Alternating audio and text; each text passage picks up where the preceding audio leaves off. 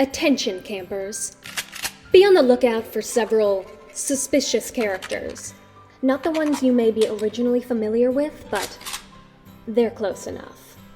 If you are ever cornered by one, remember your training and know that there is no shame in attacking the beanbags. Also, whoever keeps smoking behind the mess hall, please stop.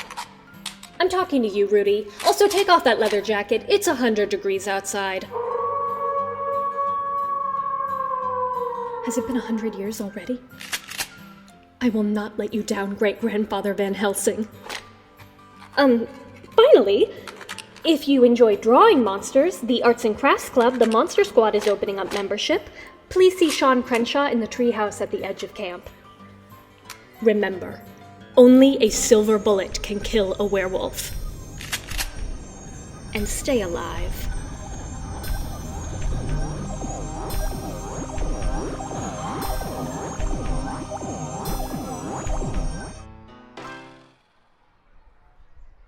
Hello and welcome to Bunk 237, a horror movie podcast. I'm your host, Shane Segreti, and we have such a good episode today. Not only are we talking about one of my favorite movies of all time, I'm talking to two of some of my favorite people of all time. My first guest, you may know her from her tweet. Chill Dave for laying around and thinking about how amber is the color of your energy and how, whoa, shades of gold display naturally. She's one half of the final girls of Bunk 237, a horror movie podcast. Huh, that's weird. Two podcasts with the same name. Either way, welcome to Tuyet. Hi! Thank you so much for having me. I'm Tuyet. I'm a guest. Tuyet, you're not going to believe it. You're not going to believe who my second guest is. I'm very excited. Oh and it's not just because I can also see her on the Zoom call. No, you can't. My second guest.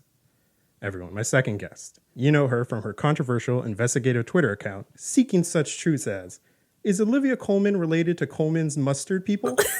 Someone find out. I need to know. It's the one and only, my roommate, your friend, Robin Zlotnick. Robin, Tuyet, welcome to camp. Thank you. Wow. What a place to be for the very first time. I really appreciate being asked on. I think that... I did not realize that you were going to go through my Twitter account to... Curious. for this introduction, and I probably would have picked a different tweet. Also really curious that gold. Shane doesn't have a Twitter account, so... I have my ways. It was a Freedom of Information Act I had to request to get these tweets. But either way, you guys couldn't have come on a better day, because today, as you guys know, we screened in the mess hall the cult classic of cult classics, The Monster Squad.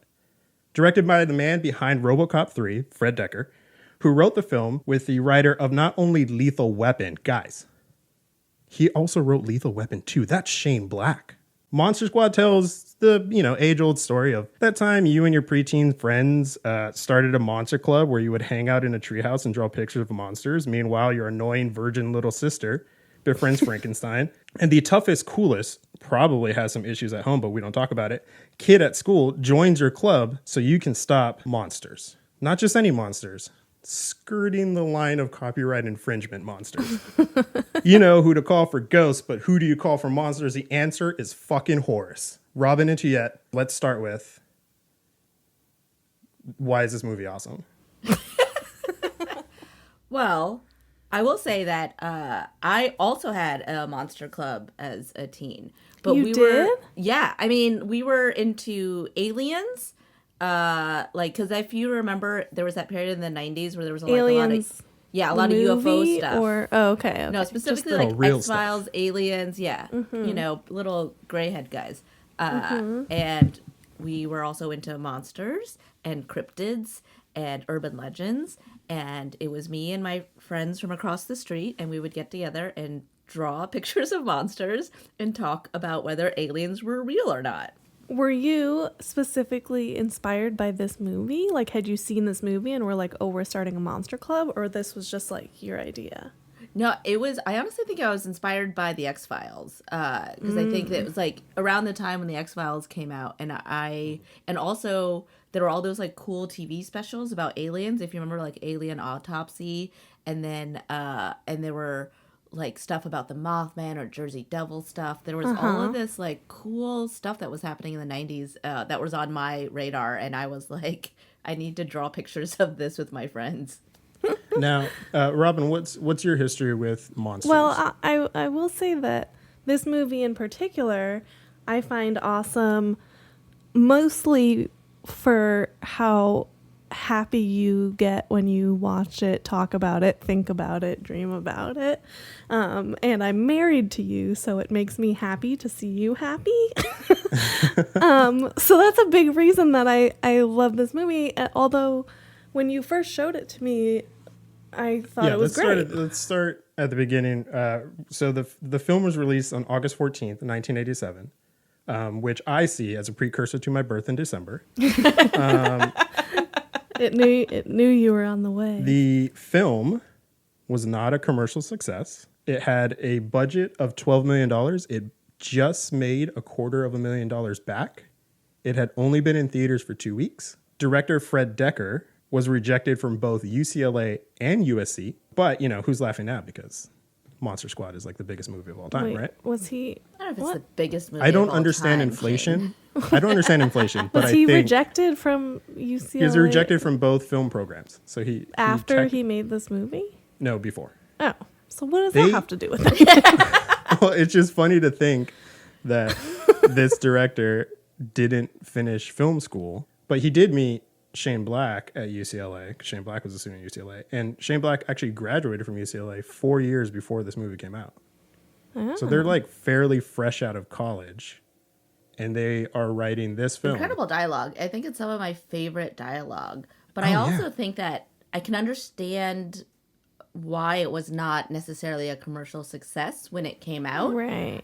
Because I think it looks like a kid's movie, but it's really not. Like, it's definitely more of like an older kind of like teen kind of adult movie, because especially a lot of the humor or the one-liners Inappropriate. feel very inappropriate, and definitely feels more geared towards that, because I think it's such a homage and a pastiche to sort of like horror movie fans and like monster nerds. You always like that stuff as a kid, but I feel like as an adult you really appreciate that stuff.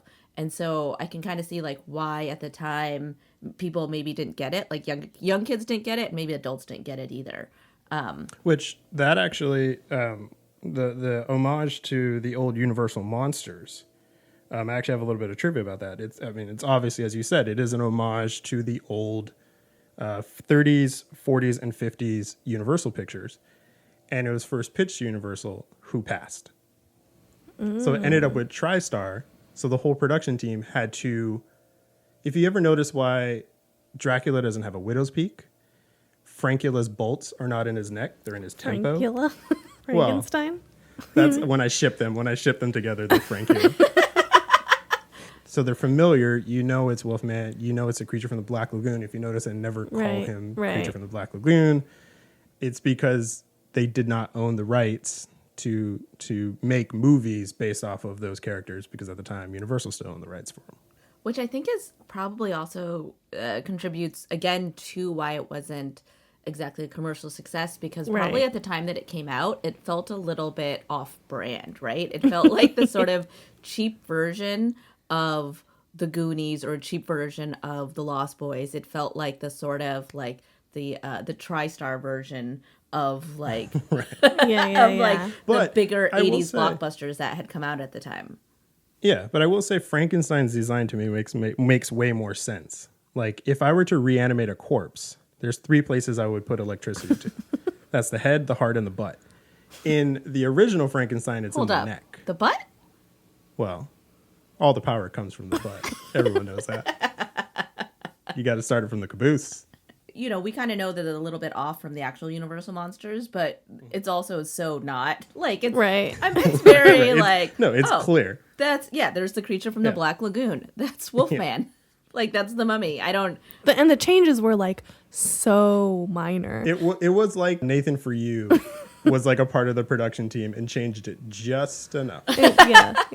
It's like he put dumb Frankenstein, dumb Dracula on a piece of paper, and they're like, perfect. Yeah, totally. Copyright free.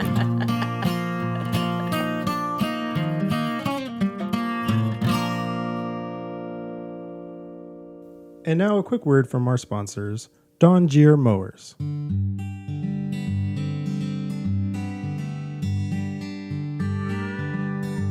Has your home ever been called Haunted. Probably a murder house. Or you've noticed your neighbors calling you. The crazy old man who lives at the end of the street.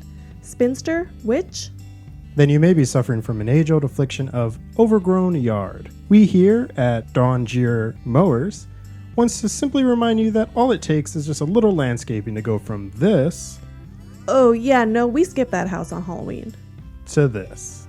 Oh, yeah, no, we skipped that house on Halloween. I mean, it looks nice, but I heard there might be a whole capturing the Freedman situation going on there. You hear that? It looks nice. 3 words every homeowner wants to hear. Visit www.dohnjeere.com for more helpful tips. And while you're on the internet, head on over to Apple Podcasts and leave a 5-star review for Bunk 237, horror movie podcast.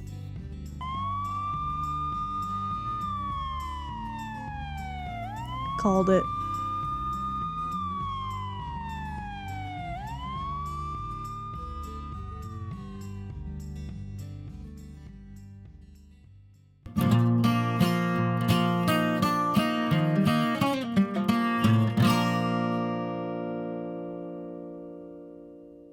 I actually have a badge for the beginning of the film, Let's hear it.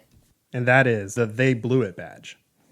Because literally people who were trained to fight monsters fuck up so hard that 100 years later, kids got it. And I do have some trivia about that. The original pitch for the opening of the film, Shane Black wanted Van Helsing and his team to burst into like the castle on a Zeppelin with machine guns.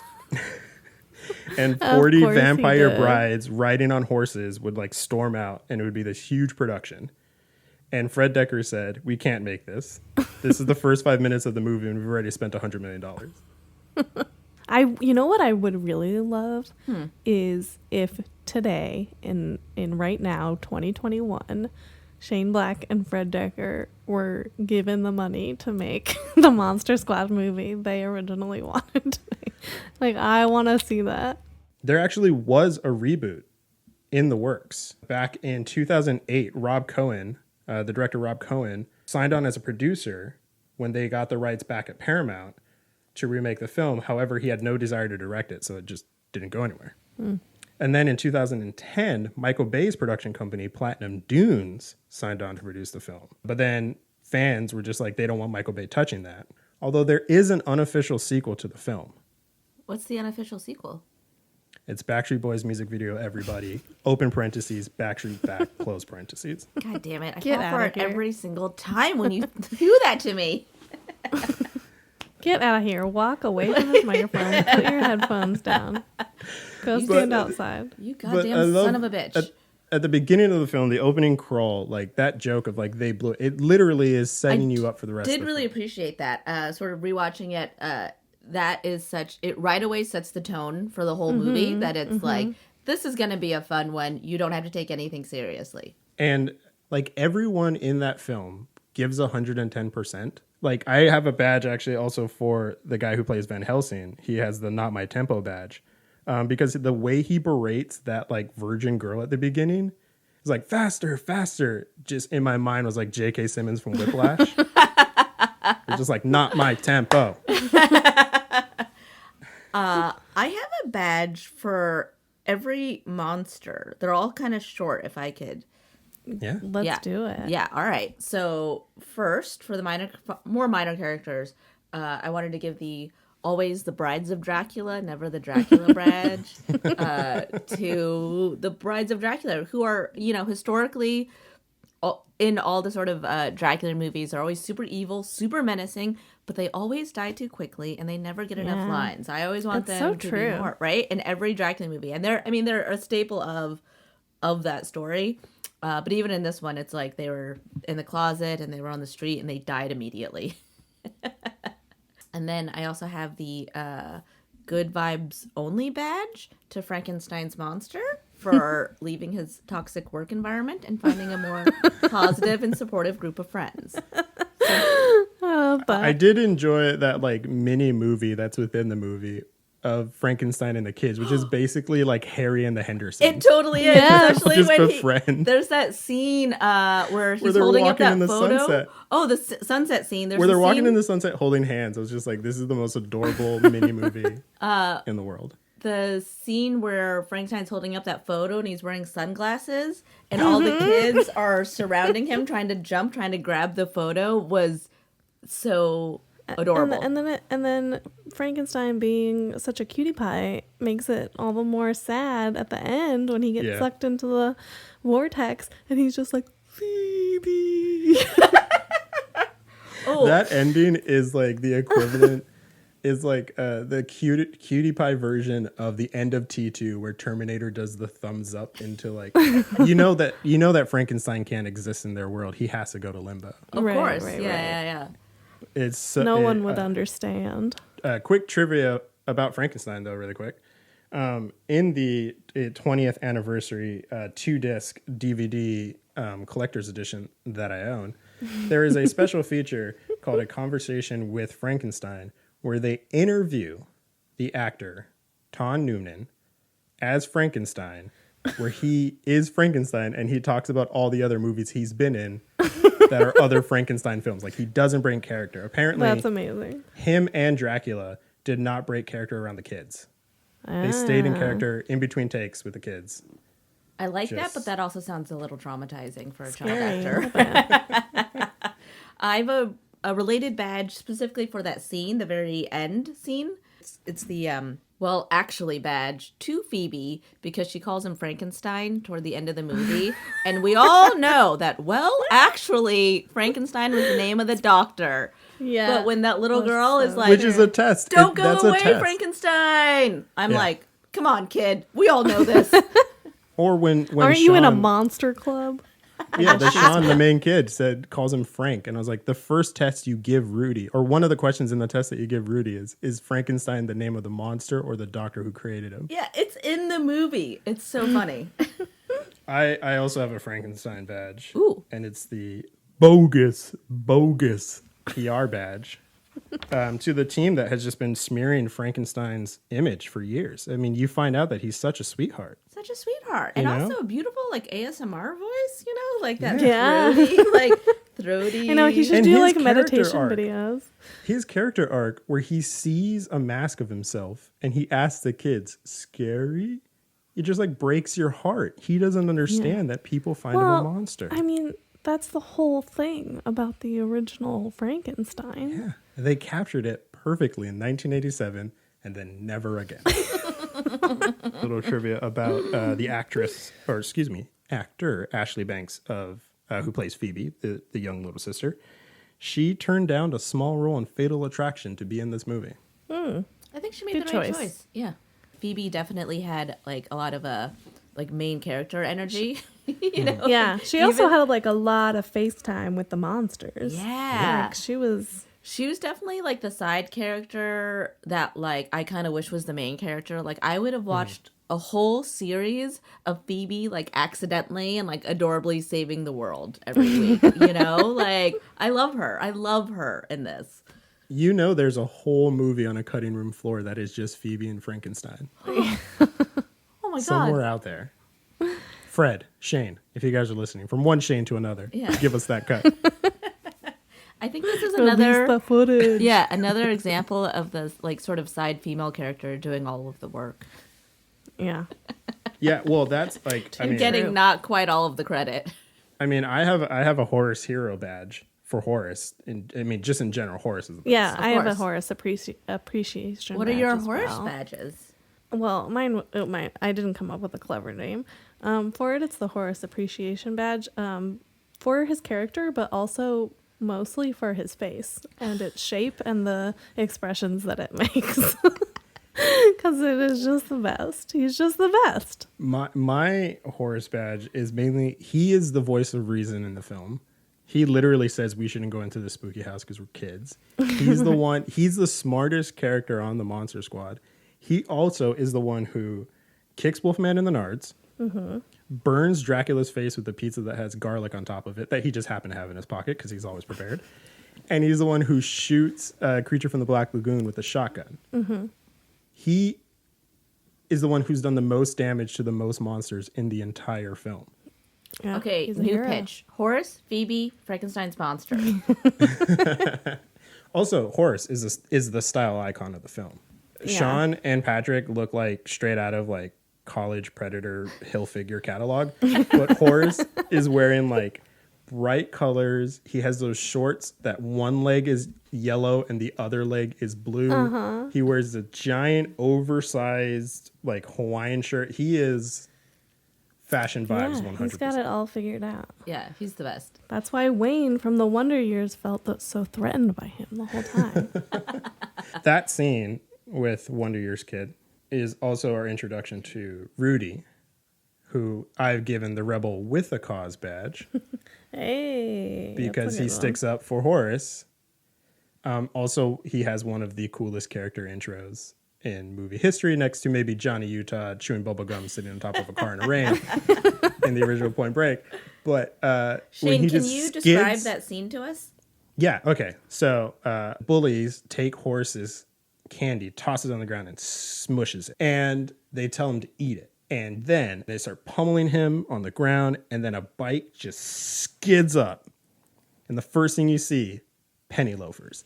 And then coming up from the penny loafers, a cool-ass dude lights a match on his heel, holds it up to his cigarette, a junior high kid smoking a cigarette in a leather jacket and Wayfarers, and he goes, "Oh, I see you've met my friend Horace." Calls him, he's the only character of the Monster Squad who calls him by his name. Everyone else calls him Fat Kid until the very end. Rudy rules. Rudy is the best. is the rebel with a cause. He has a heart of gold. Also, I mean, he has iconically the one of my favorite lines, if not the best line of the movie, which is, "I'm in the goddamn club, ain't I?"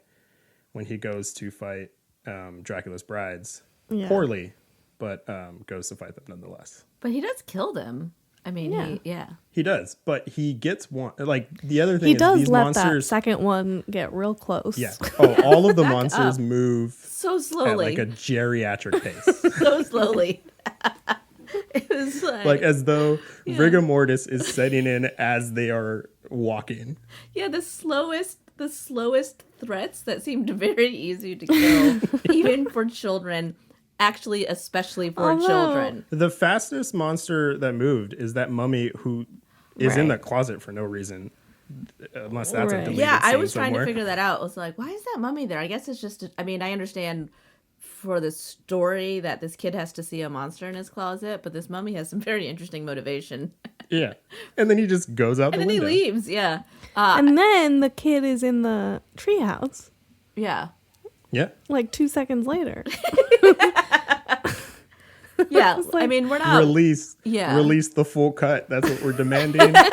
What happened? We have But that is, questions. you know we what, need like answers. when the mummy is hanging off the end of the car, like that was a pretty scary looking mummy. That wasn't scary. I think Yeah. that was probably feel one of like the scariest that unraveling? visuals. Yes. Yeah, I feel like mummies are usually, they can be very silly. Yes. And this one like looked This one legit actually gross. was- well, scary. that's for a very particular reason. When they cast, they didn't want, and I quote, a girthy mummy. So they specifically got someone who was like really thin. Like the casting call line was like someone who looks anorexic. They Because did the it. idea is the mummy is just bones. Yeah. Except for in that raveling part, I don't know if you caught, right before they cut away, you see guts. Yeah. See like I saw decaying that. guts fall out of his top half. I have The a badge. effects in this film, amazing. I have a badge for the mummy. It's the sweater song badge to the mummy for truly embodying that Weezer lyric. If you want to destroy my sweater, hold this thread as I walk away. Clever. I like it. I have a quick badge, and it's the "Is that Uncle Rico" badge, aka the I Rebel have the Bar Uncle Mitzvah Rico badge. because yes, that is Uncle Rico from Napoleon Dynamite. I have as the well. Uncle Rico badge for the werewolf. First of all, that man did not age between those two movies. Except for maybe he lost some of his hair. But he also screamed the entire time, but was also trying to tell everyone Yeah, Yeah. that he was a werewolf. He needed to be locked up. He's, for some reason, did not have the capacity to lock himself in a room or anything. Yeah, totally. Just Yeah. close the door, whatever.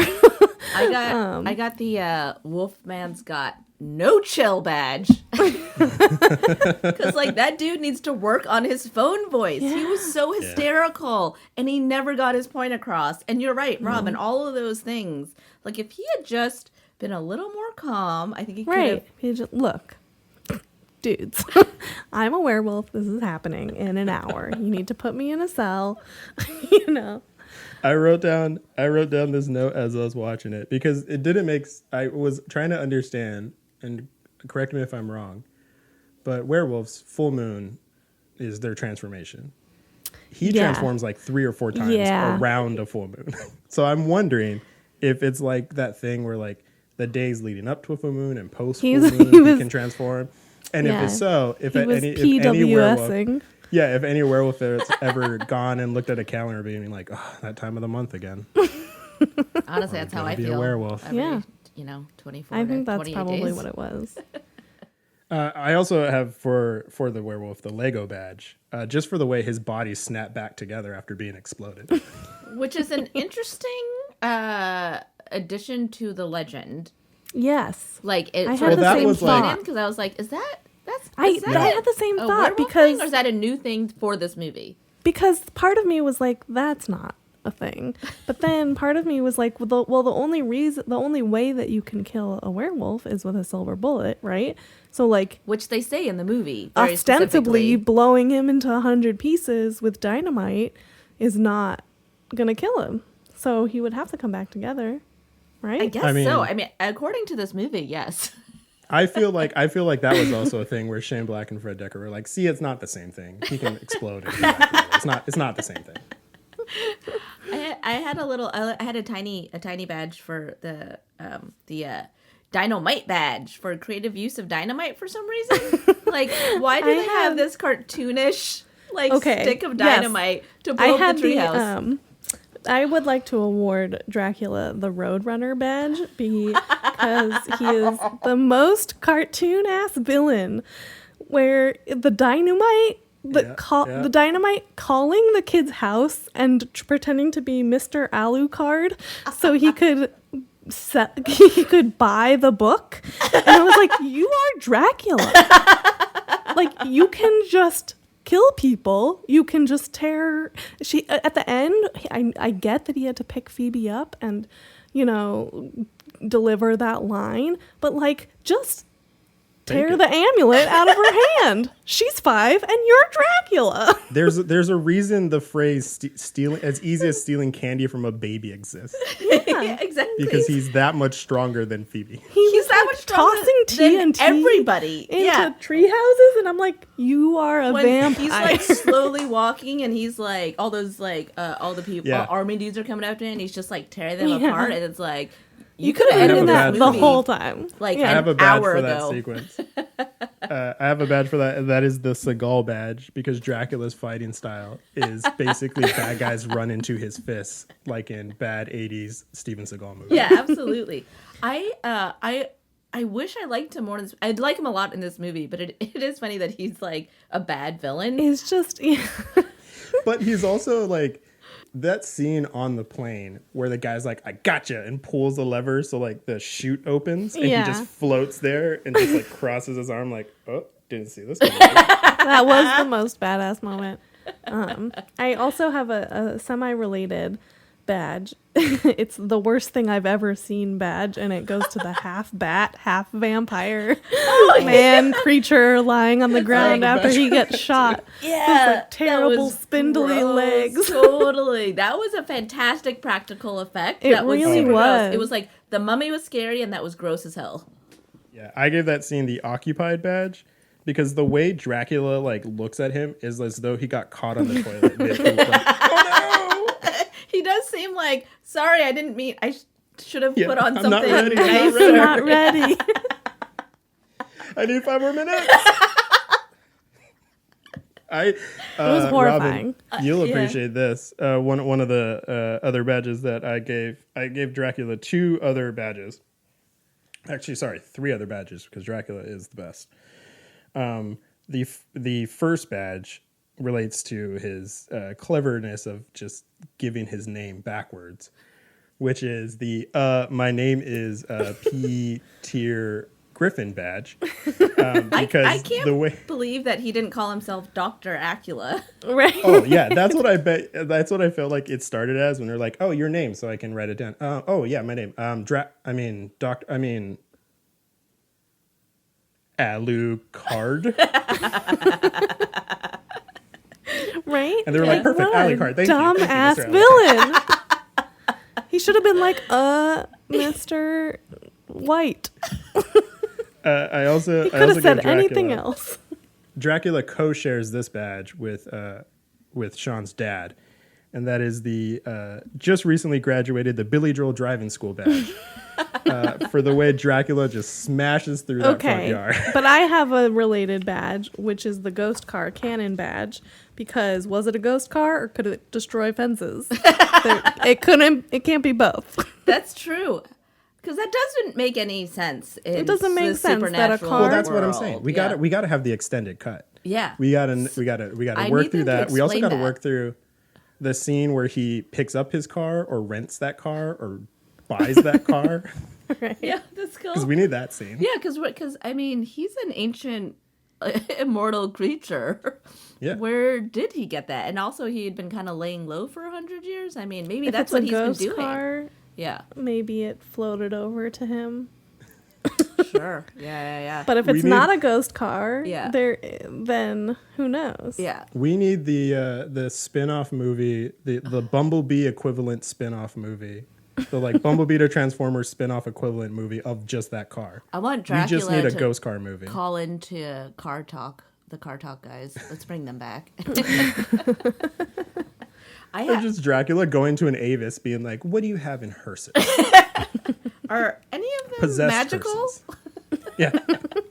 The last badge that I wanted to give Dracula was the dad's golf trip badge. Because if you think about it, Dracula's just trying to get his friends together to hang out for the weekend, you know? See, That's all it is. I have, while we're shitting on Dracula, I also have a badge for him that's related to that, Shane. I would say that I want to give him the bad boss badge because he's like not the best motivator. I mean, he gets this group together, this super group of monsters, but like Frankenstein's monster just wanders off and joins the other team.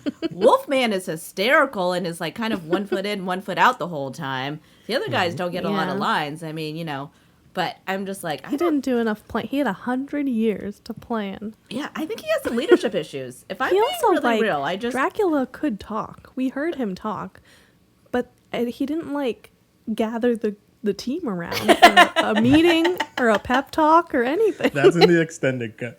The extended cut, they have like an Ocean's 11 style scene where he has a Yeah, projector yeah. being like, this is how I we want get like the a amulet. Zack Snyder Justice League fucking like group meeting that pans all the way around and it's really dark and everyone's talking in like big platitudes for some reason.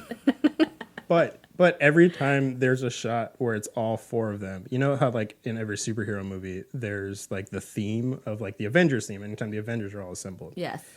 Their theme should be Backstreet Boys, everybody, open parentheses, Backstreet's back, close parentheses. We have to talk about Rudy, the problematic character that is Rudy. That he's like a that, 12-year-old that smokes. He's a 12-year-old that smokes. He blackmails a woman with pornographic photos of her. Yes. Basically revenge porn. Mm-hmm. He also makes weapons at school. I thought that was an interesting use of his time during woodshop class for sure. I forgot he also made the bullet in It's shop class. all about. Here's the thing, though. It's all about saving everyone from the monsters. Do the means Like justify not the to ends, defend, Robin? not to defend revenge. Is that a stance you want to? No, it sure is not. Listen, he gets the job done. But also, what's But interesting- Horace gets yeah. the more jobs done But and what's is more pure. worse, or at least equally problematic, is also the homophobia among the kids in the beginning, which is something that's in a lot of 80s movies, like movies before the 90s, like, you know, I think before we Yeah. sort of were more aware of the language that we're using in movies, like calling people homos or like young kids, like being really offended by that. And it's interesting to watch this movie in, you know, 2021, and in the first two scenes of dialogue, it's like, ooh, we can't. All right, Yeah. little But boys. I did not to defend what they were saying, but there was a moment right before what they started saying where he goes, you know, they tell you when you go to school. So I was like, is that a commentary on just the toxicness of society where they're just like teaching these kids to hate anyone that's different than them? Or were they just shitheads? I mean, the answer is they were just shitheads.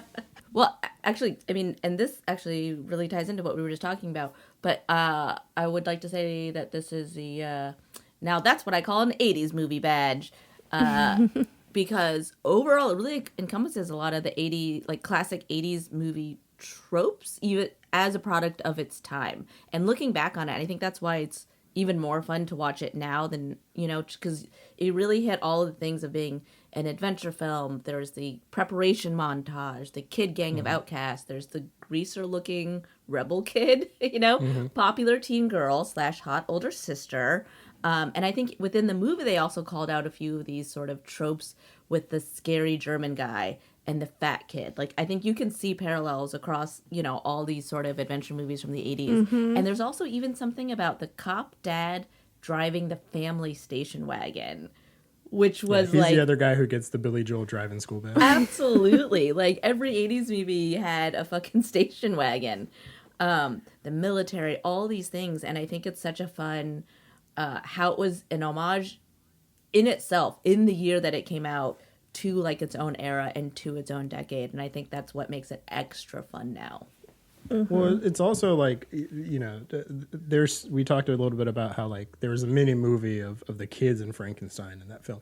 I feel like there's also a mini buddy cop film between the dad and his partner. That in itself would have been a movie. The parents going through like a divorce potentially is also its own movie. Oh which yeah, I that was gave a them whole the, other side subplot that was just yeah. like, yeah. I gave that subplot the who needs marriage counseling when you have monsters badge, because nothing brings people closer together like shared trauma.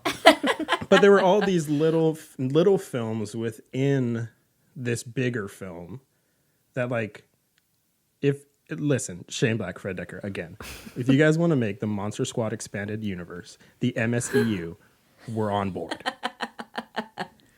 What I found interesting about the movie too is that unlike a lot of 80s movies, the adults were not absent or super dumb. Yeah. You know, they like even the principal in the beginning who's like monsters don't exist, blah blah blah. He does say science is real, which is I do have now a badge maybe for a that. controversial thing to say, but like the kids, well, maybe not Rudy's, but like the kids' parents are like involved in their life. The little kid's dad comes to like pretend fight off the monster in his bedroom, and even though he doesn't see the real monster, like, you know, he makes an effort. The mom, you know, they give him the book. The mom, they're trying to like be They're good good parents. Yeah, they're good parents. And that was like one of the notes I wrote down, which was, you know where's a good place to watch a movie during a thunderstorm? The roof. I noticed that too. His relationship to his son is like really good, where he's just like, well, I'll take you to watch the movie tomorrow. And the son's even like still trying to hustle him out of $5. Like, sure. Like, he's a good dad. Yeah. And she's a good mom. And that scene where Phoebe's like, don't yell at him too. You're going to yell at him again today, right? And the mom goes, you know I love your father, right? And then Phoebe goes, no, I mean Sean for scaring me. Robin, you talk about the principal. I gave the principal, because of that line of science is cool. Can you dig? I want to give the Science is Cool Dig It Awards badge to the science behind this movie.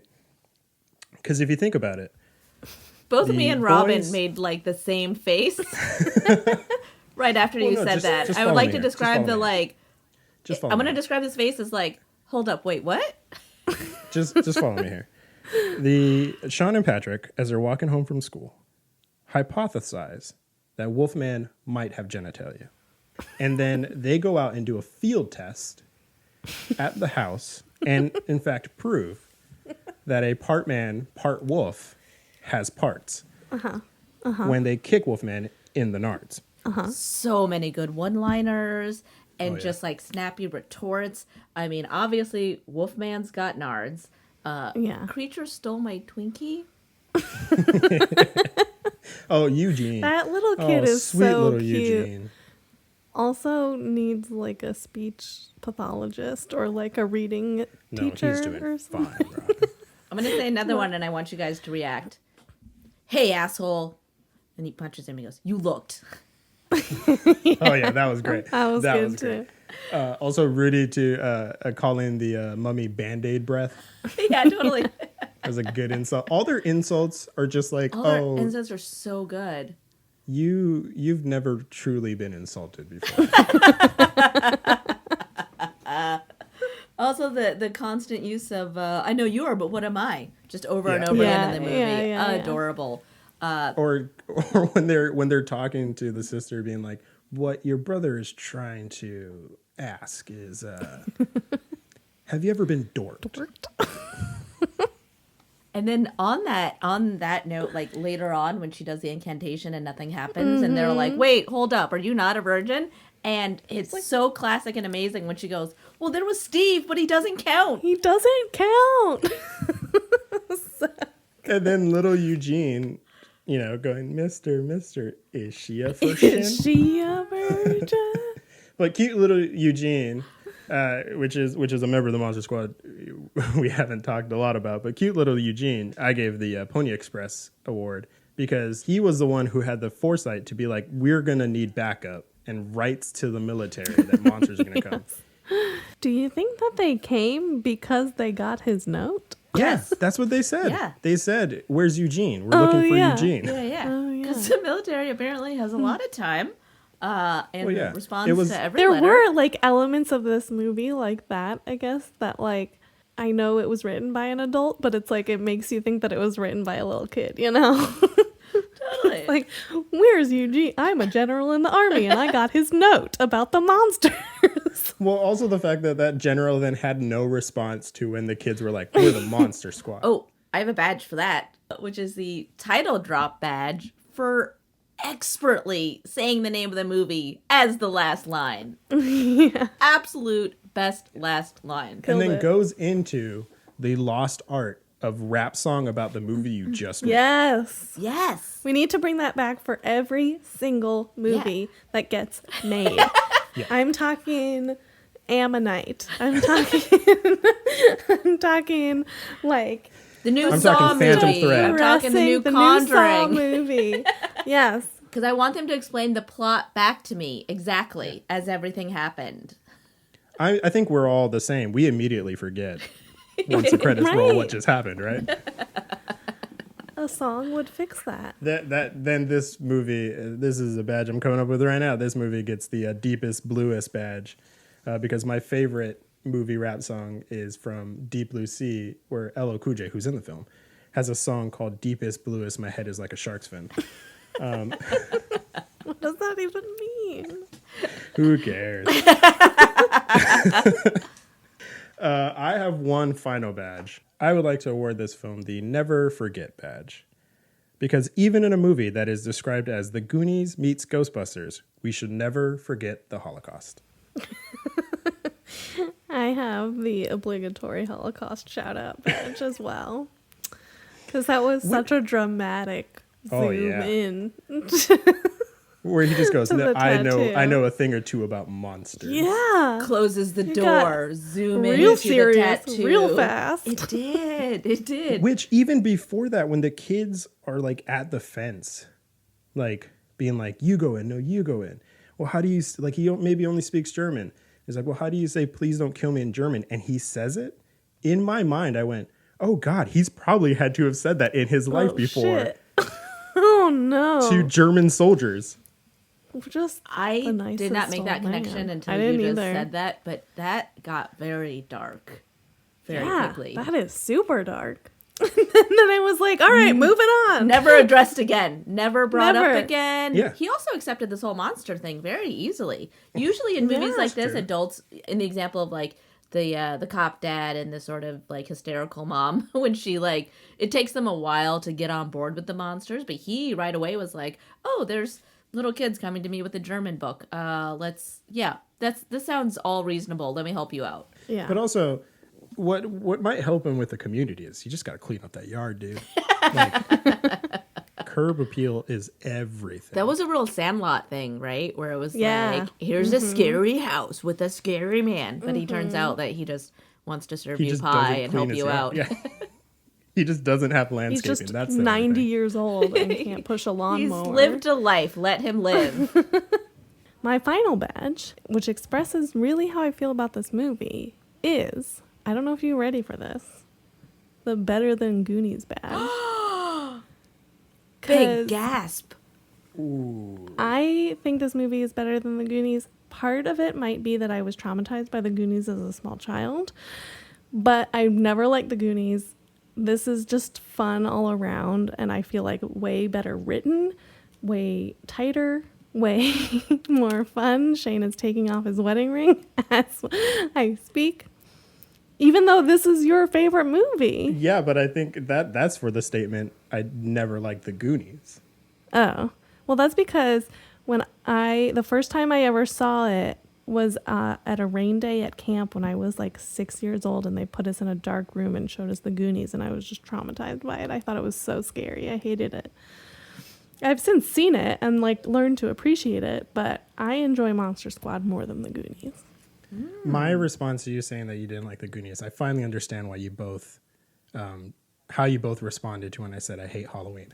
And on that note, I want to thank my guests today here at Bunk 237, Robin, Tuyet. Tell us and the people out there where they can find you. What you guys are up to. Well, thank you so Well- much for having us. This has been Yes. an absolute treat. Such a blast.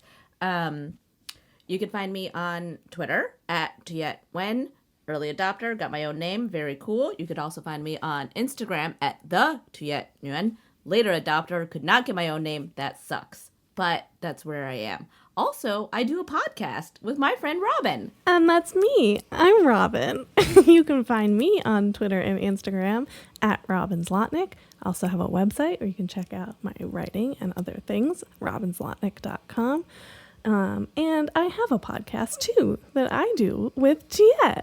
And it's remarkably similar to this podcast, if I may say so. In what way? In pretty much every single way. Huh, I'll have to check it out. It's called Bunk 237. Can you find it wherever you find podcasts? You can find it wherever you find podcasts. Apple, Spotify. There are like 16 different weird podcast sites that people listen to podcasts on. We're on all of them. What if I listen to your podcast, which I don't know if I would because I obviously have my own podcast. Right. But if I were to listen to your podcast and I enjoyed it, is there a way for me to, I don't know, write a review somewhere?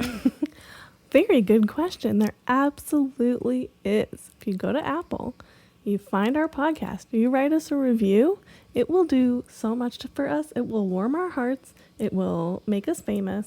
And that's those are really only the two things.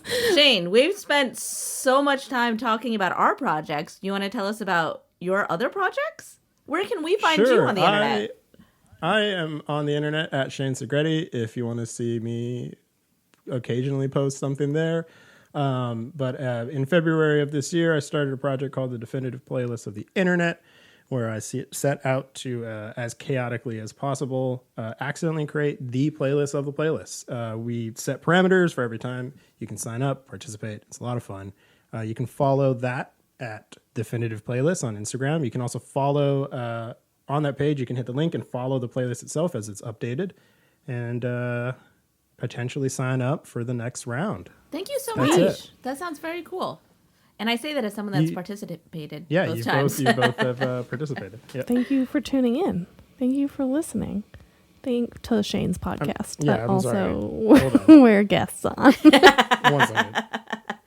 Did you just end it because you thought it was your podcast?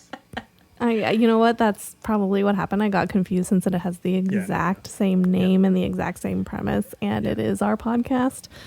That's probably what happened. Sorry, Shane. How would you end your podcast? I gotta go, guys. Sorry. Benicio del Toro's calling me. I gotta go. All right. Have a good day. Bye.